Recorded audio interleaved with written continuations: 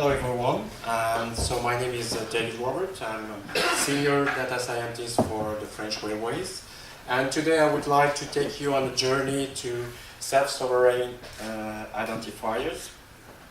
Okay, but before that, I would like to make a quick survey. How many of you have heard about GDPR during the last 2-3 days? Can you raise your hand? GDPR, everyone? Yes, GDPR, everyone. Okay, cool. How many times have you heard about the GDPR this week? 1, 2, 5 times? Several times? Raise your hand, several times. Okay, cool. Do you have the feeling that you get an answer how to implement that? Do you know the GDPR really how to implement it? Really good, so you can challenge me. So GDPR, yes, we are here today for work talking about the GDPR, but let's take about the specification matrix about the GDPR. First of all, you will agree with me that GDPR is about an agreement about digital identity. It's all about data ownership and linkability of data. It's not only portability, transfer, right to forget, right to erasure, but it's mostly about to agree about the consent. Okay, there was a great session on consent 2 days ago about that, and this is definitely something that we need. Companies in the future will need to be transparent about data leaks. Okay, so that's something that is very important. And the vision of the GDPR, while discussing with the European Parliament and discussing by the Commission, is that we are extending the current sustainability report on responsibility of the company with the data. Not only we have financial, economical, social, environmental responsibility, but now the GDPR transformed also the data responsibility for the company. And company will need to be accountable for that. At least there is also new rules for the DPAs, okay? Most of the DPAs were not really enforcing agencies, except the Spanish one, okay? Which business model was to find in a company, and that was the budget of the Spanish, okay?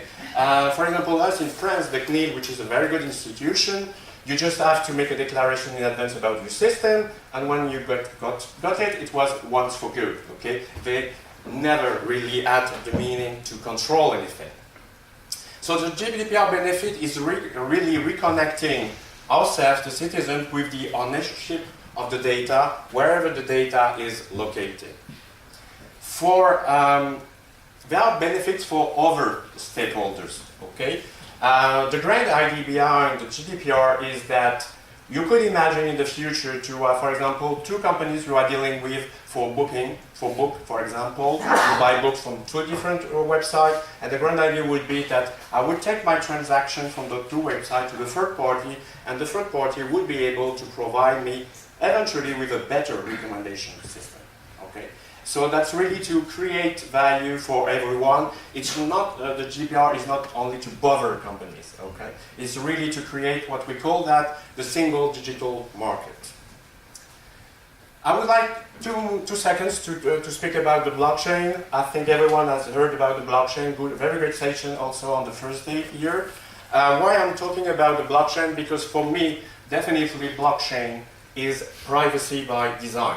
Okay, it's not only a revolution, but all the components, each individual component of the blockchain, which is about transparency, trust, auditability, immutability, consensus, and also definitely peer-to-peer exchange. Okay, and also blockchain in the context of the GDPR is very important because we will reinvent with GDPR and the blockchain the government, the way we deal with the information together. And one important point I would like to address is that identity in the past was a passport issued by a central registry. Okay, identity tomorrow will be what we want to be. Okay, and it will be an address on the net. Okay, so that is very important to understand that. So how can we make the GDPR actionable for all stakeholders? First of all, as we said, we need a consensus about digital identity. Okay? If we want to take back ownership of our data, we need to make sure that we are what we're supposed to be, and we need to have a system to enable to control that. So no longer can we have the old physical identity. Okay, the passport, the card was made to be a face-to-face relationship. In a digital world, it doesn't work anymore. Okay, so for that we have gathered a group, a standardization group at the CEN. Okay, and we are talking about creating an open standard for self-sovereign identifier. It's based, as I mentioned before, on the concept of the address of the blockchain, okay? And it will be designed to serve the purposes of the GDPR, and we will create step by step what we have called with the standard a global data positioning system. I would like to explain you the current work we're doing there. First of all, we take the analogy, the metaphor of the DNS, okay? The DNS is this kind of magic that when you put a name on your browser, it connects you where the data are located, okay? So this, the DNS link you to the physical server which contains the data you're looking for. Can we imagine that tomorrow we will have the same service for personal data? So where are my data, who is using it, etc. And we would have an answer, very simple answers to who is using it, where it is physically located, digitally located, what level of identity this service provider has about me, and do I have explicit consent of usage of my data, okay? And that is behind that what we have called GDPS, okay? Global Data Positioning System. So you would say, okay, so what would be my digital identity? Okay, how do I build it? First of all, it's like with any identifier, you should control it by your own attributes. So we are starting with the EDAS standard. Okay, to that EDAS standard, we extend that at minimum your mobile phone number. Okay, but we are also extending that to other entity classes. Okay.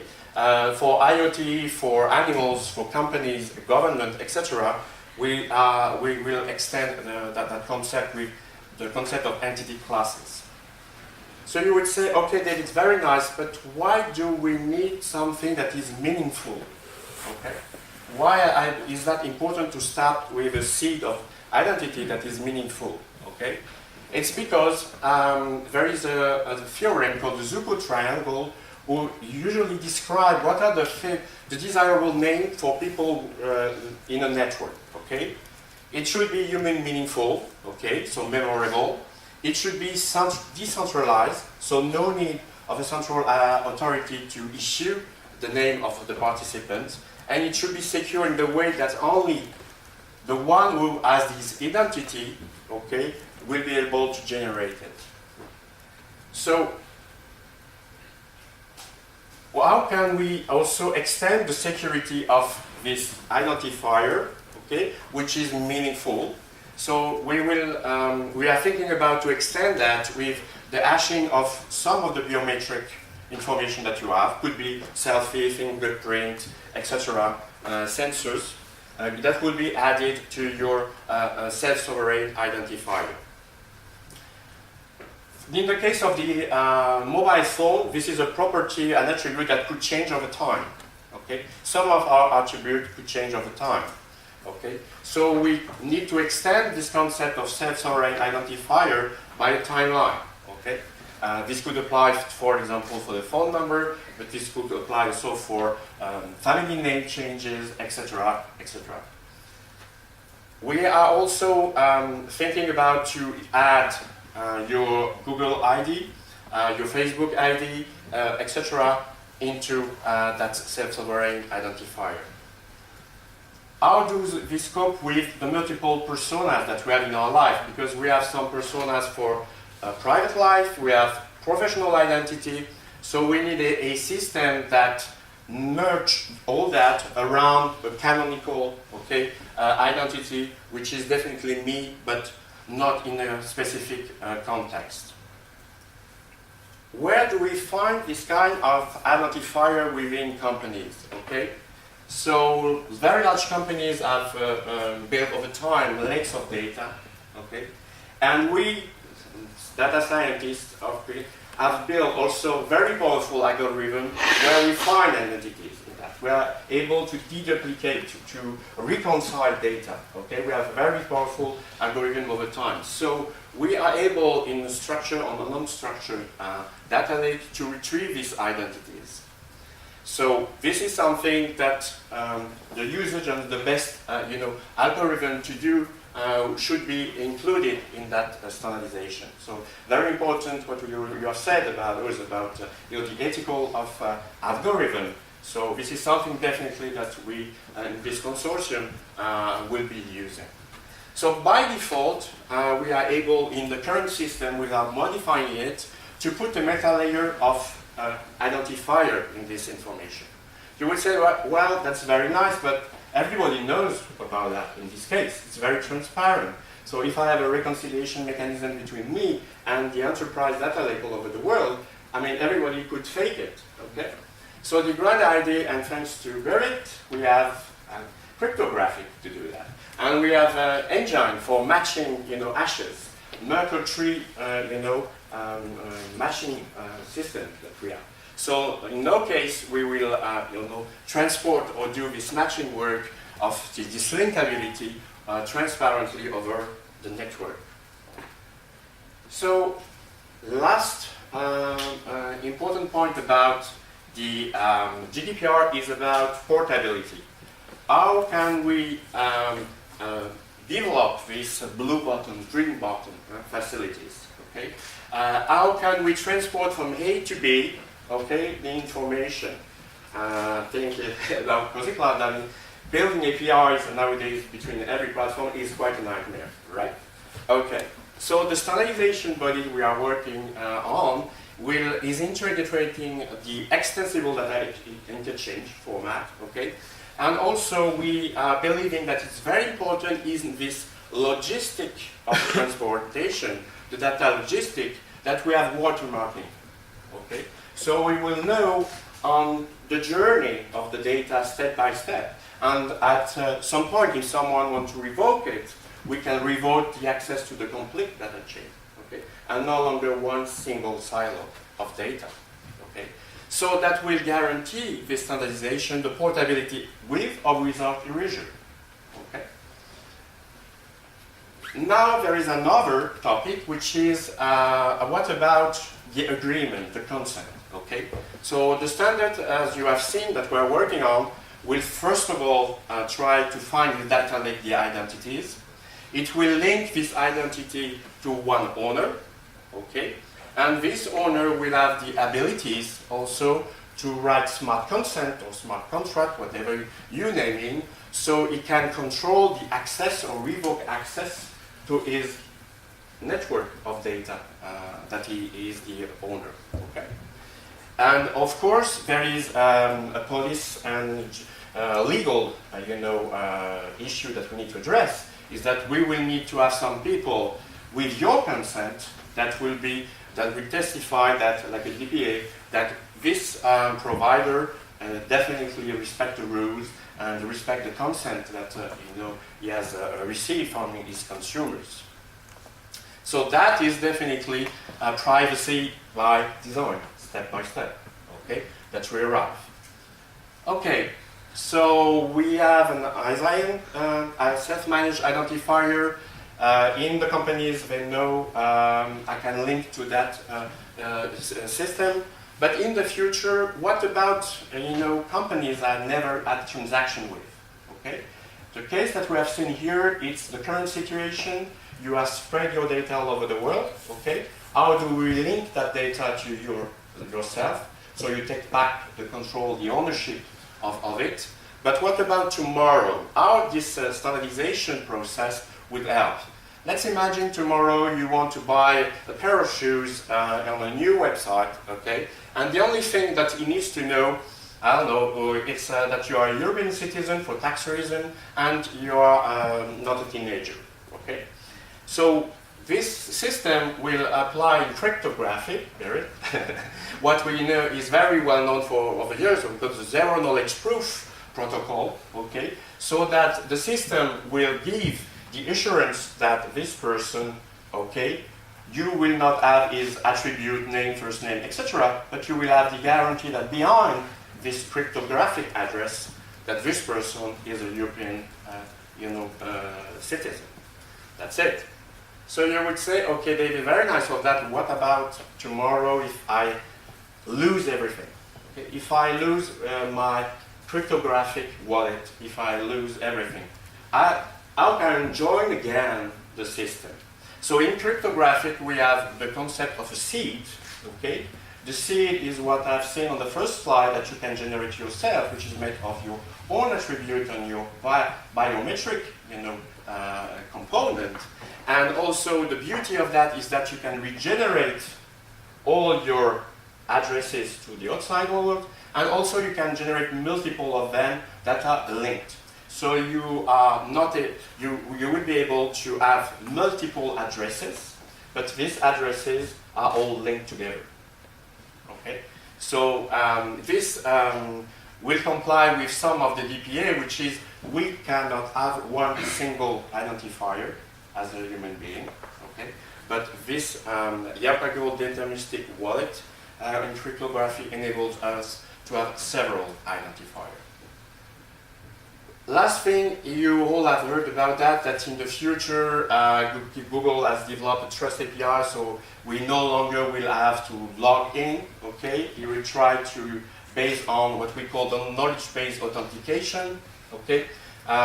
Which is made of your behaviors, okay? We will be able not only to authenticate you, but also to verify that during a process, during a transaction, it's still you behind the screen, okay?